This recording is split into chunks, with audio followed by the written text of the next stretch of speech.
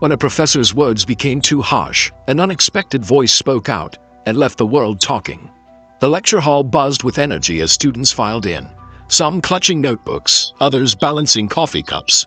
It was just another Tuesday at Whitmore University, a prestigious campus nestled in the heart of Oregon.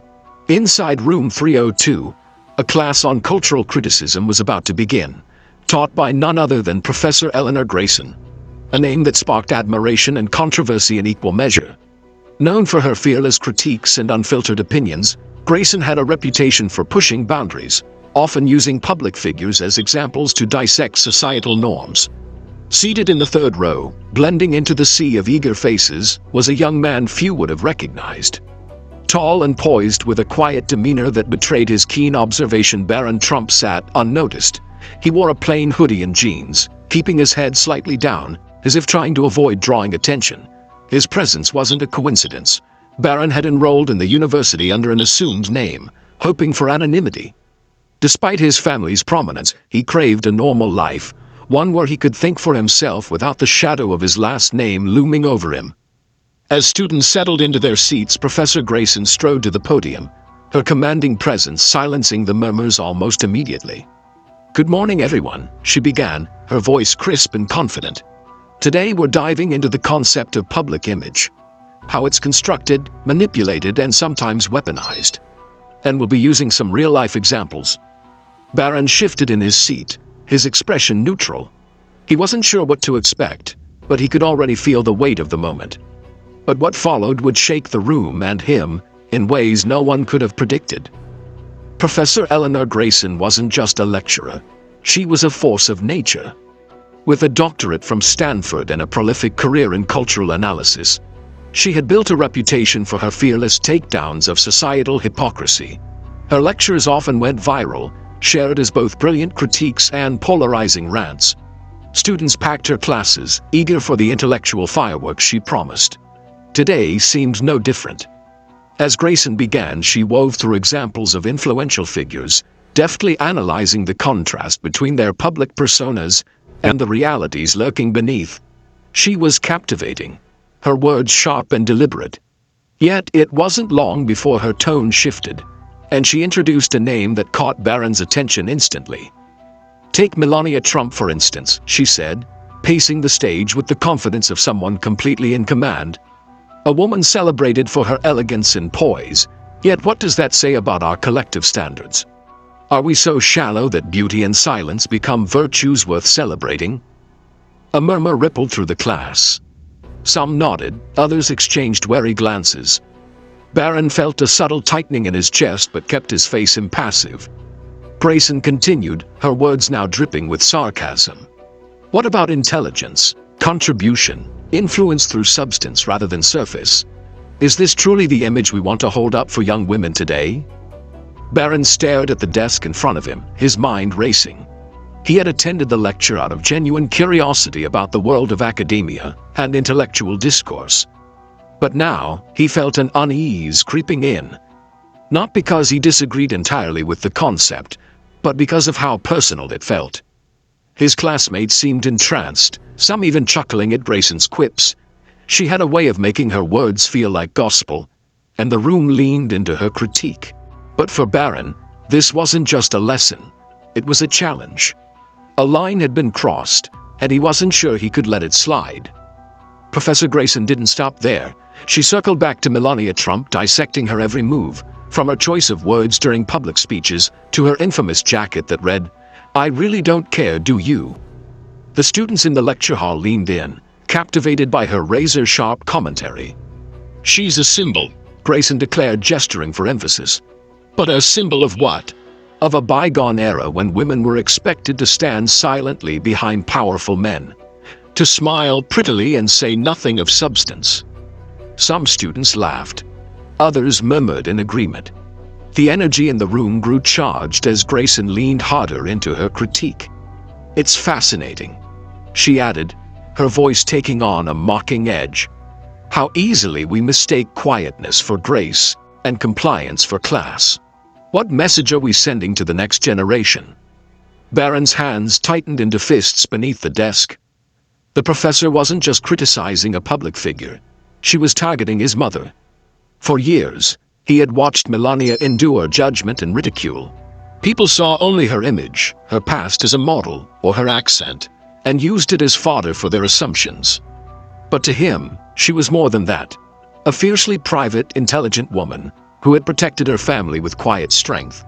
Grayson's words felt like an attack, not just on his mother but on the values she represented. "What if," she continued, her voice dripping with sarcasm, "we celebrated women who actually made a difference, instead of those who simply wore designer gowns?" The class erupted in laughter this time, and Barron felt a sharp pang in his chest. He scanned the faces of his peers. Some were amused, others indifferent, but none seemed to question the one-sidedness of the argument. And yet, he stayed silent. For now, he wasn't sure if it was fear, respect for the professor, or the weight of being in an environment where his family name was likely unwelcome. But deep down, a spark of resolve began to burn. But Grayson didn't stop there, and as her words grew harsher, so did Barron's determination to speak up. Grayson's voice carried on, each word cutting deeper. "Let's not forget the irony," she said, turning toward the class with a faint smirk. "A woman whose public statements are scarce but include phrases like, 'be best,' a slogan so grammatically awkward it makes you wonder, does it reflect a lack of understanding or a lack of care?" The class erupted again, the laughter louder this time. Barron felt his face flush, his heart pounding against his ribcage. It wasn't anger, it was something more complex. Disappointment. Frustration.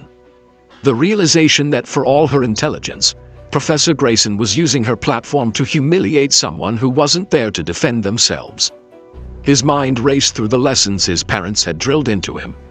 Always stay composed, never escalate, and let actions speak louder than words. But this wasn't a moment for silence. For years, Barron had stayed out of the spotlight, letting his family shoulder the public's opinions, critiques, and sometimes outright hostility. Yet now, sitting in that room, he felt a responsibility, not just to his mother but to the concept of fairness itself. He took a deep breath, his hands steadying on the desk. Slowly, he raised his hand. It wasn't dramatic or rushed. It was calm, deliberate, almost as if time itself had slowed down. The professor paused mid-sentence, her gaze narrowing as she spotted him. "Yes?" she asked, her tone clipped, as though annoyed by the interruption. Barron stood, his movements graceful but firm. The room fell silent, every pair of eyes turning toward him. The laughter had evaporated, replaced by a palpable curiosity. No one recognized him yet, but his commanding presence seemed to demand attention. "I think you're missing something important," he said, his voice steady, each word clear and deliberate. There was no anger in his tone, no defensive edge, just a quiet confidence that made everyone lean in a little closer. But as his words began to flow, it became clear that Barron Trump wasn't just defending his mother, he was redefining the entire conversation. Barron's voice carried through the room, steady but unyielding. "You talk about my mother as if she's just an image, a caricature of what society wants her to be. But have you ever stopped to consider the humanity behind the headlines?" The professor blinked, caught off guard by the interruption. A few students exchanged glances, unsure of where this was going. Still, Barron pressed on, his tone measured but firm. "My mother grew up in a small town in Slovenia, in a family that didn't have much. She worked hard to make something of herself, navigating a world where people judged her for everything, her accent, her looks, her past. And yet, she succeeded. She became a model, learned 5 languages, and eventually became the First Lady of the United States. Not because she sought fame or power, but because she believed in her family and her values." A murmur rippled through the room. Some students shifted uncomfortably in their seats, while others leaned forward, drawn in by the unexpected depth of his words. Barron's voice never wavered, his gaze locked on Professor Grayson. "You say she represents outdated ideals, but maybe the problem isn't her. Maybe it's how we, as a society, decide what's worth celebrating. You criticize her for being quiet, But isn't there strength in choosing your words carefully? In speaking only when you have something meaningful to say? The room was utterly silent now, the weight of his words settling over the students like a heavy blanket. Even Grayson, known for her quick rebuttals, seemed momentarily stunned. And let's not pretend, Barron continued, that public figures like my mother don't pay a price for everything they do. Every smile, every gesture, every mistake is dissected, mocked, and judged by people who've never walked a day in their shoes. We're quick to tear people down, but slow to consider the cost of living under that microscope. He paused, letting the room absorb his words. For the first time, the students saw not just a classmate, but someone who carried the weight of experiences they could barely comprehend. But Barron wasn't finished yet. What came next would challenge not just the professor, but everyone in the room to think differently. For a moment, the room felt suspended in time, as if everyone was collectively holding their breath. Then, a faint shuffle of papers broke the silence, followed by the soft hum of whispered reactions. Some students sat frozen, their eyes wide with surprise, while others exchanged glances that ranged from impressed to uneasy. Barron's words had cut through the noise in a way no one had anticipated. Professor Grayson, typically quick to retake control, hesitated. Her confident demeanor faltered for just a second before she composed herself. "Those are compelling points," she said, her tone measured but tinged with defensiveness. "But isn't it fair to scrutinize public figures, especially when they occupy roles that influence millions?" Barron nodded, his expression calm. "It's fair to scrutinize actions, but what you're doing isn't scrutiny. It's mockery. It's easy to judge someone based on what you see from the outside, but it's harder to understand their full story. What if we shifted the conversation to the values behind the image instead of tearing down the person?" The professor opened her mouth to respond, but seemed to think better of it. A few students started clapping, a tentative sound at first, then growing louder. One by one, others joined in, until the room was filled with applause. The sound was more than just approval. It was a release of tension, an acknowledgement that something extraordinary had just happened. A student in the back raised his hand. "I never thought about it like that," he admitted. "Maybe we are too quick to judge people we don't know." Another chimed in. "Yeah, it's easy to point fingers, but we forget that public figures are still human beings." The ripple effect of Barron's words was undeniable. Grayson, now standing silent at the podium, glanced around the room. It was clear that the dynamic had shifted. What began as her lecture had turned into a conversation, a real, raw exchange of ideas that she hadn't entirely anticipated. Barron sat down quietly, his presence no longer anonymous. He didn't smile or revel in the attention. Instead, he looked thoughtful, almost pensive, as the applause died down. But this moment wasn't just about applause. It was about the lasting impression Barron's response would leave on everyone in the room. The lecture ended, but the energy in the room lingered like an aftershock. Students gathered their belongings slowly, whispering to each other as they replayed the exchange in their minds. For many, it was the first time they had seen someone challenge Professor Grayson in a way that didn't feel combative, but instead, transformative. Barron quietly packed his bag, keeping his head down. A few students approached him hesitantly. "Hey, that was brave," one of them said, her voice tinged with admiration. "You really made me think differently about things." He smiled faintly, nodding in acknowledgement. He didn't say much. He wasn't there to bask in praise. His goal wasn't to win an argument. It was to shift the conversation.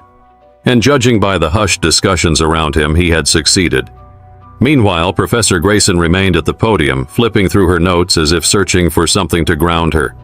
A few students approached her with questions, but even she seemed less sure-footed than usual. As she walked out of the lecture hall, her expression was one of contemplation rather than triumph. The impact of the moment didn't stop at the classroom doors. Later that day, snippets of the exchange began circulating on social media. A student had recorded part of Barron's response and shared it online with the caption, "When the quietest person in the room changes everything." Within hours, the clip gained traction, sparking debates in comment sections about respect, public perception, and the power of standing up for what you believe in. Across campus, students debated what had happened. Was Grayson out of line? Was Barron right to speak up? For the first time in a while, the focus wasn't on gossip or superficial matters. It was on meaningful dialogue about values, judgment, and humanity. Professor Grayson, known for her stubbornness, found herself replaying Barron's words in her mind long after the lecture had ended. That evening, as she prepared for her next class, she paused, staring at her notes. Something about her usual approach felt off now, hollow even. For all her critiques of public figures, she realized, she had overlooked an essential truth. Compassion isn't weakness, it's a strength. But this was only the beginning. What started as a single moment in a lecture hall was about to ripple far beyond the university's walls. A week later, the lecture hall was buzzing again. But this time, the energy was different. Students arrived early, filling the seats and chatting in hushed tones about the previous week's confrontation. Professor Grayson stood at the podium, her usual commanding presence tempered with a newfound humility. She opened the lecture by addressing the moment that had clearly left its mark. Last week, something remarkable happened in this room. She began, her voice steady but reflective. I was challenged in a way that made me reconsider not just my arguments, but my approach to teaching. And for that, I owe all of you, especially one of you, she glanced briefly toward Barron, my gratitude. The room was silent, captivated by her unexpected candor. Criticism is important, she continued, but so is understanding. We can't truly analyze or challenge societal norms without empathy. Last week, I failed to extend that empathy to the subject of my critique. For that, I apologize. Barron, seated in his usual spot, offered a slight nod of acknowledgement. He didn't need a grand gesture. The shift in tone was enough. The events of that day didn't just end in the classroom. They sparked a broader discussion across campus about how we engage with ideas, public figures, and each other. Students began questioning not just the subjects of their debates, but the way they approached them.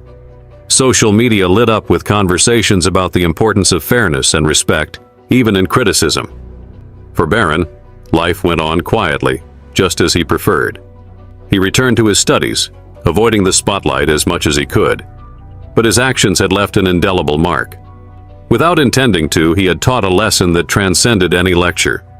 A lesson about standing up for what you believe in, not with anger or defensiveness, but with grace and conviction. The story carried a powerful moral. In a world quick to judge and slow to understand, it takes courage to stand up for fairness and humanity. Respect doesn't diminish critical thought. It enhances it, reminding us that even in disagreement, we can choose compassion over mockery. As the semester unfolded, the students who witnessed that moment carried its message with them. And the ripple effect continued to spread, far beyond Whitmore University. So the next time you're faced with a moment of judgment, pause and ask yourself, are you challenging the idea, or are you tearing down the person? If this story resonated with you, remember to like, share, and subscribe for more thought-provoking stories. Let's keep the conversation going.